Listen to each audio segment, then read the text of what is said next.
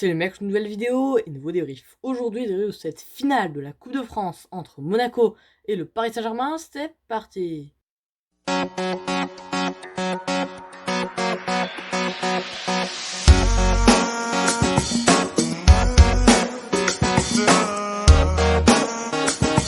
Bon alors une finale très importante pour Monaco évidemment, mais surtout et voilà, surtout pour le Paris Saint-Germain, clairement, et plus pour le Paris Saint-Germain même je pense que Monaco, parce que même si Monaco ça fait 30 ans ils n'ont pas gagné de Coupe de France, le PSG, s'ils ne gagnent pas la Ligue 1 cette année et qu'ils ne gagnaient pas cette Coupe de France, c'était une saison blanche pour eux. Bon, il y avait le trophée des champions, mais bon, voilà, c'est la coupe en chocolat, super.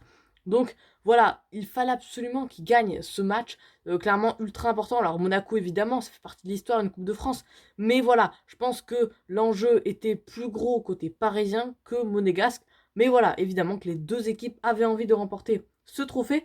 Alors déjà, on va commencer par énumérer les compositions de ce match. Déjà du côté de Monaco, on avait Madjeki dans les buts, on avait Sidibé en latéral droit, Caio Henrique en latéral gauche, Dizazi et Maripane pour les deux défenseurs centraux, et parfois on avait même un peu Chouameni qui redescendait ou quoi, voilà, et en fait on avait plusieurs combinaisons dans le match, ça dépendait quand Monaco était en attaque, quand Monaco était en défense, parce que parfois en fait il y avait Aguilar à droite, Voland à gauche, on avait un milieu 3 avec Golovin, Chouameni et Fofana, et Ben Yedder en buteur, mais parfois Voland passait à côté de Ben Yedder. Et Caio Henrique, en fait, prenait tout le côté gauche et Aguilar tout le côté droit ou Sidibé tout le côté droit. Voilà, le système changeait pas mal et ils ont essayé de perturber un peu les Parisiens. Et du côté du PSG, qui est largement favori pour le match, même si Monaco est très très bon cette saison. Mais les gars, quand on compare les deux effectifs, on va comparer déjà juste la défense, hein. Navas dans les buts, eux ils ont Madjeki. Latéral droit, Florenzi, eux ils ont Sidibé. Bon, les deux ils sont pas ouf. Diallo en latéral gauche, Caio Henrique en latéral gauche. Bon là en vrai ça se vaut. Par contre la défense, genre Kerrer, Marquinhos face à Dizazi, Maripane. Alors Dizazi, Maripane, on les aime bien. Kerrer aussi on l'aime bien, mais Marquinhos, franchement, il y a une énorme différence d'effectif, surtout au niveau de l'attaque. Mais voilà, déjà les milieux Paredes, Danilo Pereira, Gay, c'est largement meilleur, en tout cas sur le papier, que le milieu monégasque. Et en attaque, évidemment, bon là, comment tu veux comparer Voland, Ben Yedder et Golovin à Di Maria, Icardi, Mbappé, sachant que Neymar n'était pas là, Verratti non plus n'était pas là, il n'y avait pas non plus Kimpembe qui était suspendu.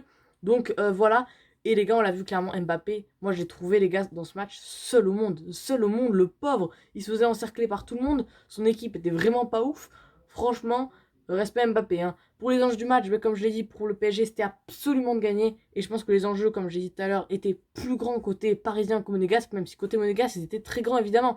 Voilà. D'ailleurs, au passage, plus de 7300 équipes qui ont participé à cette Coupe de France pour que finalement il en reste deux, Monaco et le PSG.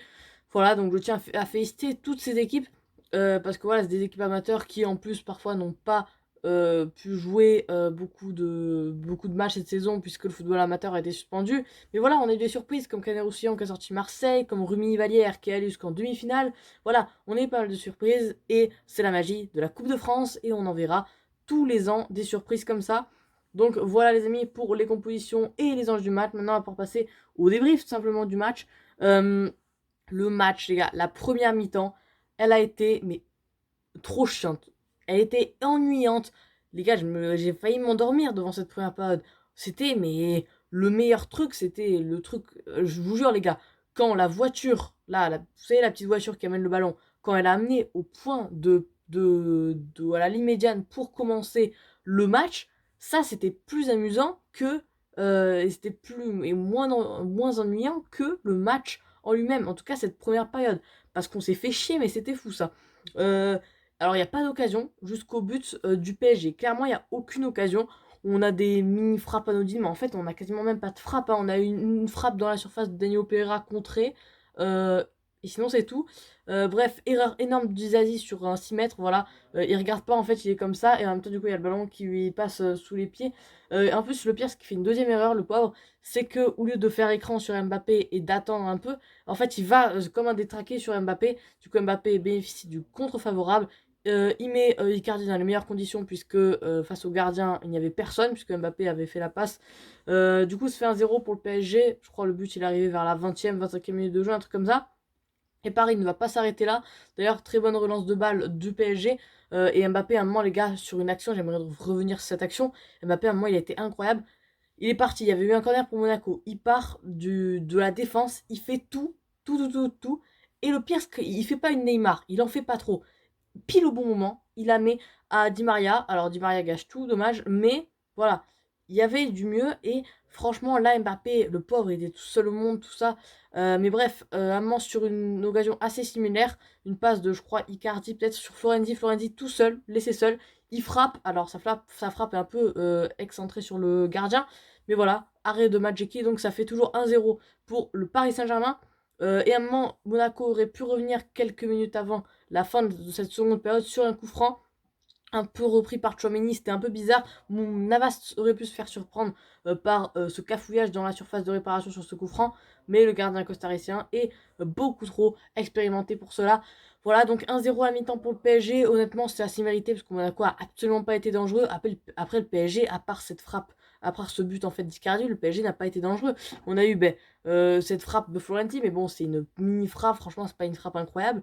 Voilà, donc clairement, le PSG mène 1-0, ok, je sais pas si c'est vraiment mérité à 100%, mais en tout cas, Monaco dans ses 45 premières minutes de jeu, alors en vrai ils sont pas trop inquiétés, hein, parce que c'est surtout l'erreur de Dizazi qui fait que les Monégasques se sont pris un but, mais ils sont absolument pas inquiets, ils sont pas, comment dire, ils inquiètent pas non plus le Paris Saint-Germain, ils ne font absolument rien.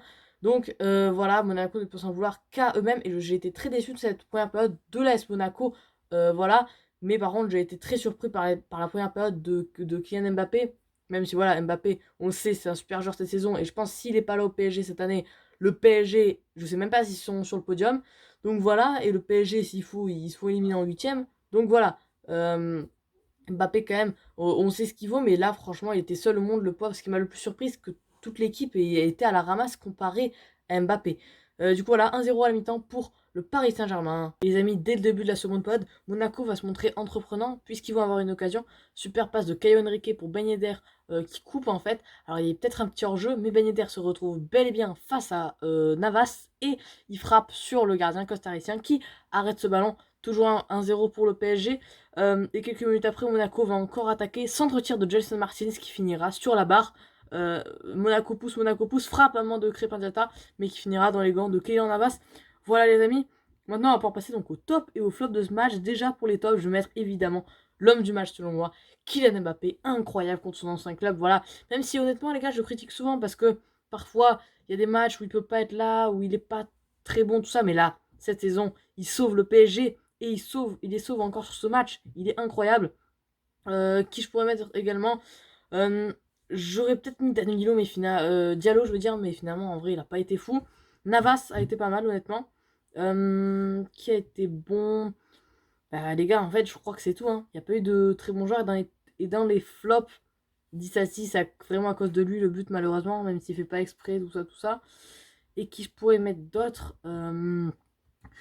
Eh bien, je pense que c'est tout, les gars. Parce que côté Monaco, en vrai, j'ai pas trouvé de joueur vraiment nul. J'attendais peut-être un peu mieux de Kevin Volland, qui était totalement absent sur ce match. Mais sinon, pas plus que ça. Bref, amis, ça va être la fin de cette vidéo, pardon. J'espère que vous aura plu. Les gars, seule chose que je viens de vous dire, c'est salut.